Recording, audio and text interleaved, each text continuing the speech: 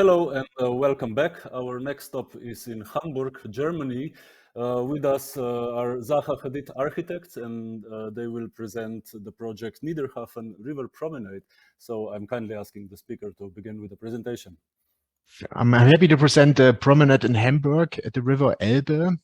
So what you see here now is the river and the river bank here. So the River Elbe is dividing the city in actually two parts. There's the main city in the north part and a rather industrial in the southern part with like a big harbour. But still the river is kind of like a city center to the city. And what we built here is mainly actually a flood barrier. So 800 meters of this project is actually a flood barrier, and another 500 meter is like additional pedestrian zones and plazas. And you have to understand that this river is kind of a main artery, a beating pulse to the city. It got changing tides a few meters. You have like big ships coming and going. You have like water taxi, water buses. There's always kind of like a changing scene there. And this promenade is kind of a connector of one of the main transport hub, which is like here to the Speicherstadt. Is like a historic old storage neighborhood with now the Niederhafen city, a new development. And so tourists come here to experience the city and walk along this promenade to get an idea of the identity of the city. To also understand the importance of a flood barrier. So this is Hamburg. So Hamburg is like close to the Northern Sea, and at the mouth of the River Elbe. And as you see, it's kind of like a bottleneck of the river. So like in cases of a storm flood, a bad weather, the water is getting pressed from the west down this mouth, and here is where the bottleneck, where the river becomes like very narrow. So therefore, the city is super exposed to flooding. So the last big flooding actually happened in 1962. 315 people actually died within the city of Hamburg. Thousands lost their homes. And huge parts of the city were actually flooded. So after that, the city actually built like a flood barrier, like a huge wall, which you see here in this image. But what it also was, it was a huge barrier. It was like cutting out the city from kind of like a good access to the water. So you were actually like shut out of experience the water in the river. There was a chance of like walking along the promenade, but there was just like one exit and one entrance to the promenade. So there was like no connection to the city. Through climate change calculations also showing that the height of this barrier is not going to be sufficient for the future. Since the whole sea level is rising, you also have to increase the flood barrier heights. Also through inspection, they realized the foundation is not in good shape anymore. So they thought about, now we have to renew it, and let's do a competition for that. So in 2006, Zaha did win this competition for this new barrier with a pretty simple idea, creating like one big kind of wall, but cutting in these kind of like cones here, the white cones. So the black one is the path, always at the requested height, but cutting in these cones actually created openings towards the city and the opening towards the water, but by still keeping like a 10-meter wide path at the top. So the idea is actually, yeah, it's called Portuguese Quarter, what you have to see here in the north. Portuguese Quarter, that's why you have a lot of Portuguese cafes there. You get a nice galao there and a pastel de nata. And now actually what we said, like, you have to create this kind of like connections on the wall. You can get up the stairs, and on the other side, you have the chance to actually go down to the water again and kind of like experience it. So we created a barrier, but at the same time, we created a connector. We connected the city again to the river. Construction was not so easy as it seems. I mean, you have to build into a riverbank, and it started in 2011. And the idea is how that works. First, you put like a sheet wall into the water, then you fill up. You fill up the space in between. Also, like Hamburg was heavily bombed in the Second World War, so you have to do test drillings for all bombs there. Actually, in total, there was like a 2-meter grid, and every point we have to do a drilling. There was like 3,700 drillings in total, and then there was another set of drillings for you have to improve the soil there to get the foundation there. So there was another 570 stilts, like 20-meter deep, 90-centimeter diameter, where you have to put in concrete to improve the soil, to remove the foundation. There was like 2,800 tons of sheet piling, 23,000 cubic meter of concretes, and another 4,500 tons of steel for reinforcement. This was all buried in the ground. So the project is more or less like a iceberg. So you see like the top of it, the rest is kind of like buried in the ground.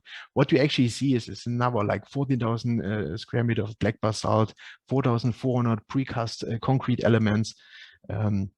This is just the tip of the iceberg.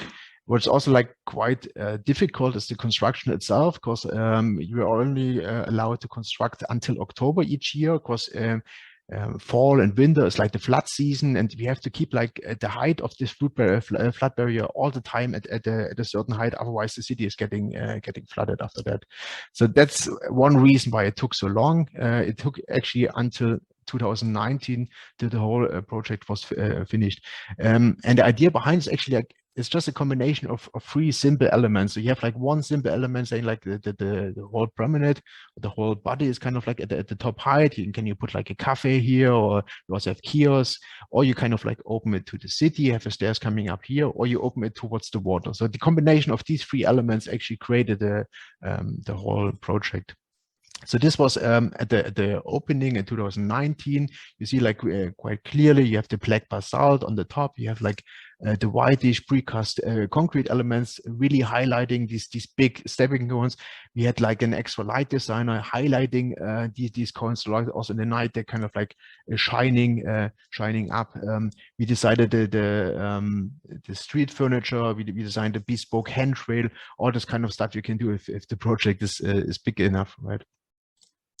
So this is one situation where you're actually coming from the right, from the Portuguese Quarter. You have this like stairs leading you up on the balustrade. So if you're approaching this, you first see this kind of like stairs, but on the top you have like first glimpses of the panorama, what's going to be what's going to be expecting. And then you come up and this kind of like wide panorama opens up to you. You have like all the ships, you have the big mast there, you have the cranes in the background, the harbor, you have a lot of people walking up and down. So I guess it's a totally different scenario then. So this is another situation, one of these cones looking out to the water, that it kind of invites you to sit and rest and not just like walking along there. You can enjoy the view, you get close to the water. There's actually a relatively new experience we created there. Before you were already like at a certain height, at the top height of this like flood barrier, but now you actually have the chance to go down to this lower point. Sometimes even you get wet feet if the water is high enough in the tides. That's something that's a new thing for the city as well.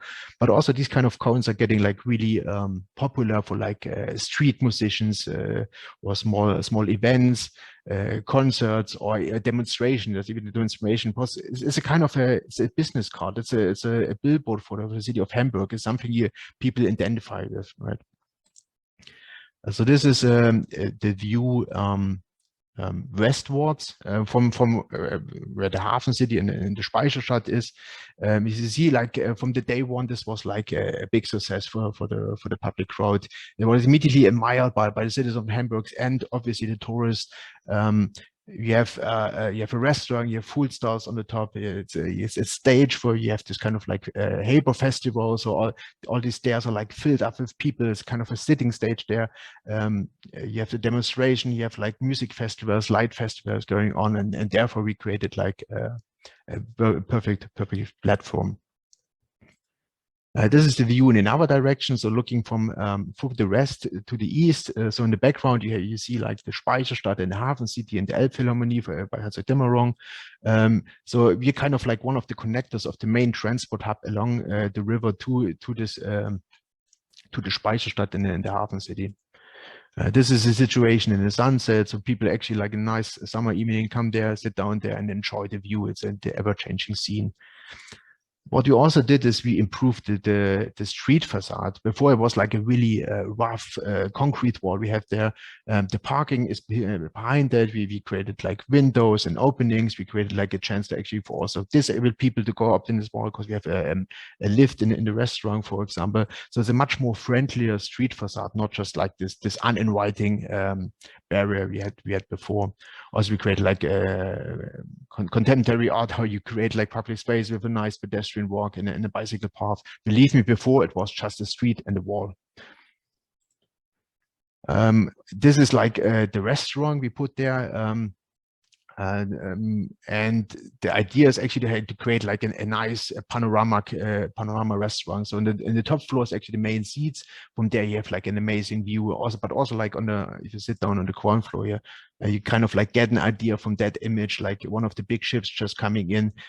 This ever-changing scene. I mean, especially for tourists, they just sit there and enjoy, like if they're not living close to a airport, it's like a new experience and kind of like really tracking tourists there. Here a bit to zoom into the details and the kind of like the steps we did, also like the handrail. The handrail is kind of like changing its section size from going flat and going curved, and we created kind of another set of like dynamism. What you also see in the lower picture, like the black part here, that's actually like a huge gate. So in case of a flood, there's like a huge steel gate coming out, closing off the street here, so as a continuation of the flood barrier. And if you follow me, maybe like going down the steps, going around the corner, so we come in like kind of a pocket space around the corner. This is like a small space.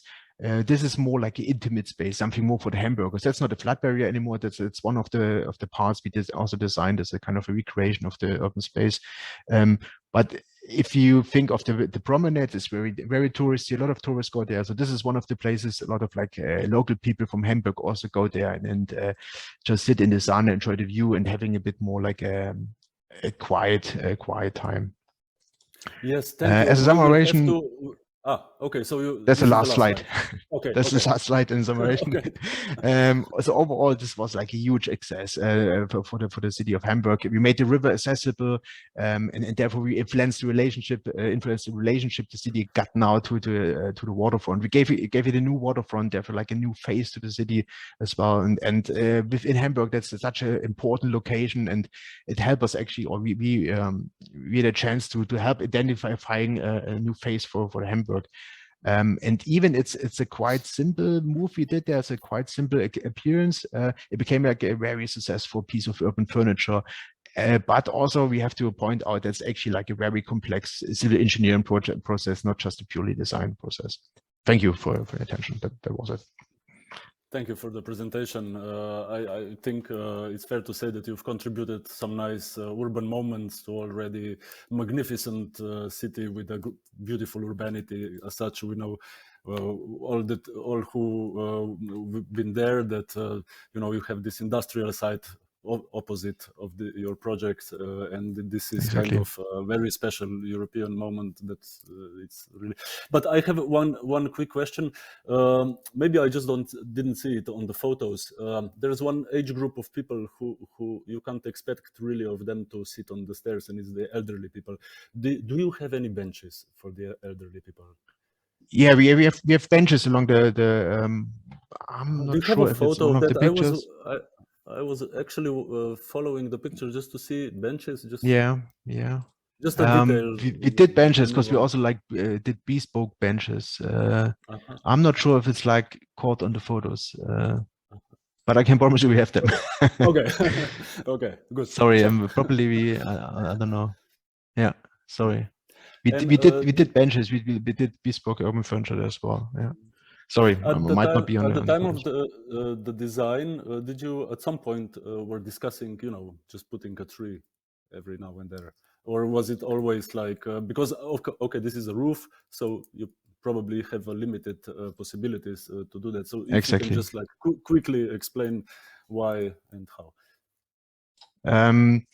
I think at one point putting trees there was discussed, but it kind of like was neglected in a way. I mean, this is a civil engineering object, right? It's a flood barrier in its main course, and also like by putting the parking under that, I think we ran into problems with like the right heights for the planting pots itself, and also then we had like trees in the second row, and this is also Hamburg. Maybe it's not comparable to like a beachfront in Barcelona where you're actually looking for shade and you need like provide trees to create like shady areas. Hamburgs are quite happy if they are in the sun, so maybe the necessity for trees wasn't that big that far. So okay, thank you. So Lily, please, do you have some questions?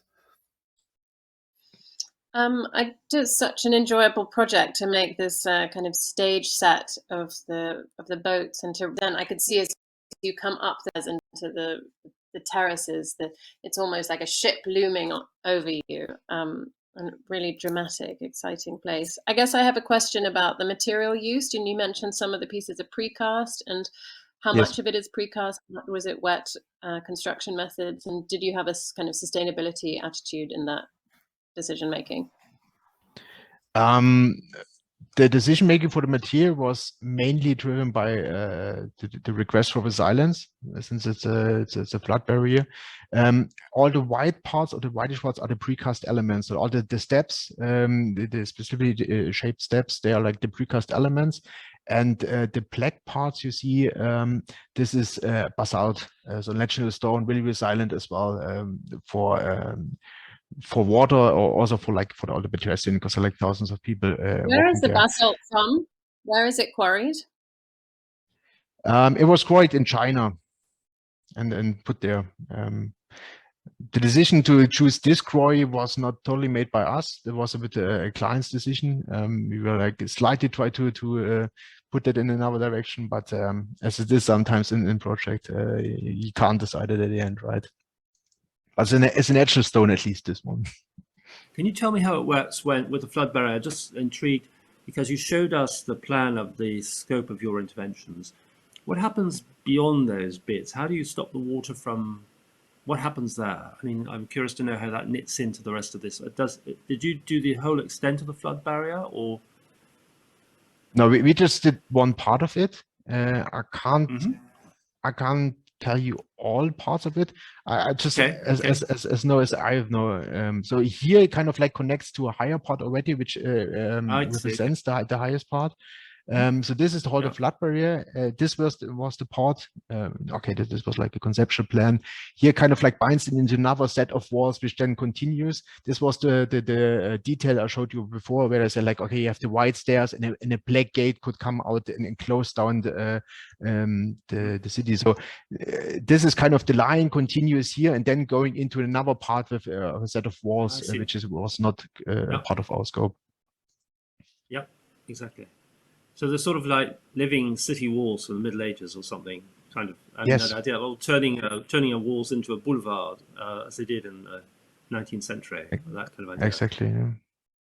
Yeah. Okay. Great. And public, not just for defense reasons. Yes. No, of course, exactly. As they were. I mean, I think in the 19th century towns, when they pulled the walls down, they made public promenades, didn't they? Like in Vienna and all these cities. I mean, they just became public resorts. And same idea of sort of taking down defenses while breaking them down and turning the public. And not make it read as a wall. I think this was one of our main intentions. It's not a wall is kind of a barrier, and which shouldn't be like ran over. But here was the idea to really climb over it and go down again, go to the water again, and then open this to the city again. Yeah, great. Thank you. So inside is just the car park. Is there any other program on that level? On that level is mainly the car park, or you have like the ground floor level, for example, the restaurant, or some storage rooms and some technical spaces as well. So here you see again the gate situation, and here it's another gate coming. So here's kind of continuation of this of the flood barrier, which is not part of our scope anymore. So the technical support room for this is also like located in the ground floor. Todd, Lily, do you have any questions, or we can wrap it up? I'm being asked. I don't have any more questions. No, thank you very much. It's lovely. Yeah. Thank you. Okay. Thank you so much. So thank you for the presentation. Thank you. Perfect. Thank you. Thanks for listening. Bye.